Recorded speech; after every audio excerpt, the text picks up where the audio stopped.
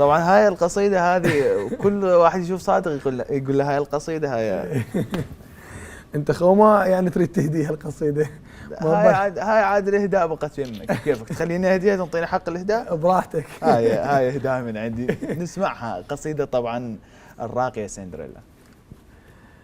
تقول: أليفة مفترسة يا قرة العين يا ذات العيون الناعسة، نامي بعيني قرة أيتها الأميرة، فأعيني قد أصبحت قريرة تمشين خطواتك مطر، صوتك وجه ترتيله، وفستانك يخط من ورا وتركب عصافير الصبح وتشيله، واثنين نمشي سوا رجل برجل، صوت الكعب يعزف لحن ويغار من عند الحجل، غازلتك وبس مو غزل تقليدي، دنكت من المستحى ووقع عن عيونك بيدي، وتسودنت والناس مو حقهم ترى يلوموني، وجهك وجه حورية بس شنك نبض غيروني، وقام يقرب موتي، صايرة مو حبيتك بكل قوتي، صحباني سألون ايش عجب صاير فقير بنانف صوتك غاب، وسندريلا تريد واحد حباب، وسندريلا تريد واحد حباب، يا سندريلا جامعة وحورية،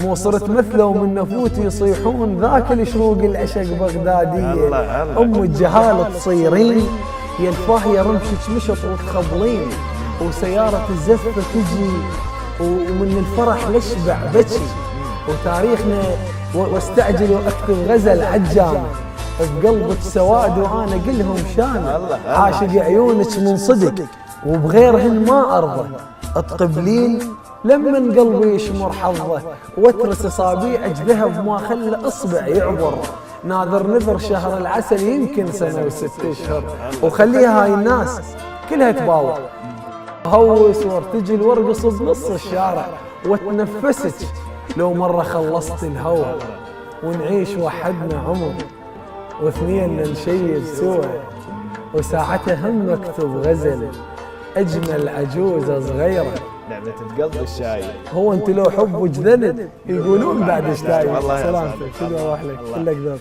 قصيدة